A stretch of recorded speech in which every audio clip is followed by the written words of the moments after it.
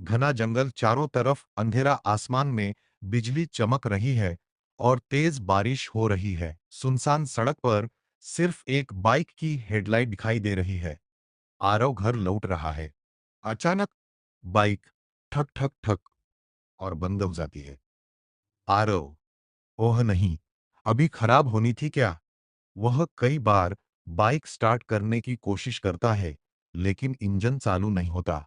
तभी दूर बिजली चमकती है और उसकी रोशनी में एक पुराना टूटा-फूटा घर दिखाई देता है। हवेली की दीवारों पर काई जमी हुई है। लोहे का बड़ा गेट आधा खुला है और हवा के साथ धीरे-धीरे हिल रहा है। चर्र चर्र, आरव डरते हुए अंदर चला जाता है। वह मुख्य दरवाजे पर दस्तक देता है। ठक ठक ठक। कुछ सेकंड बाद दरवाजा अपने आप खुल जाता है। कोई है? मैं सिर्फ बारिश रुकने तक रुकना चाहता हूँ। कोई जवाब नहीं आता। बर डरते अपना कमरे में पुराना फर्नीचर धूल से ढका हुआ है। दीवार पर लगी घड़ी लगातार टिक टिक कर रही है। टिक टिक टिक।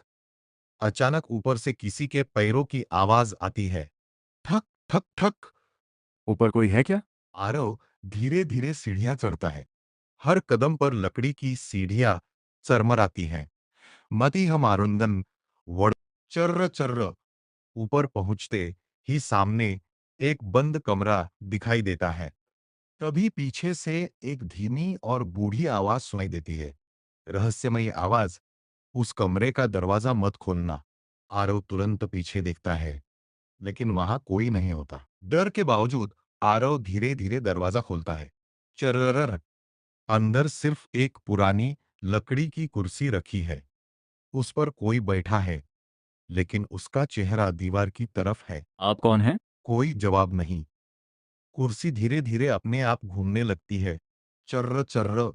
अब वह आकृति आरव की तरफ है, लेकिन उसका चेहरा नहीं है, सिर्फ काला अंधेरा। नहीं, ये सच नहीं हो सकता। अचानक सभी खिड़कियां जोर से बंद हो जाती हैं। धड़ाम। और कमरे में एक भारी आवाज गूंजती है। रहस्यमयी आवाज, इतने सालों बाद कोई मिलने आया है। आरव दरवाजे की तरफ दौड़ता है, लेकिन दरवाजा बंद हो चुका है। आरव पूरी ताकत से दरवाजा धक्का देता है। एक बार, दो बार, तीसरी बार। धड़ाम। दरवाजा खुल जाता है। वह बिना पीछे देखे बाहर भाग जाता है। बारिश रुक चुकी है। आरव राहत की सांस लेता है। तभी उसकी जेब में रखा मोबाइल अपने आप चालू हो जाता है। स्क्रीन पर एक नई फोटो दिखाई देती है। उस फोटो में आरव हवेली के अंदर खड़ा है और उसके ठीक पीछे वही बिना चेहरे वाली आकृति खड़ी है। मोबाइल से धीमी आवाज आती है।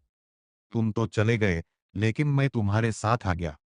सुबह गांव वालों को सड़क किनारे सिर्फ आरव की बाइक मिलती है। आरव का कहीं कोई पता नहीं चलता, लेकिन आज भी जो लोग उस हवेली के पास रात में रुकते हैं, उनके मोबाइल में बिना वजह एक नई तस्वीर आ जाती है और उस तस्वीर में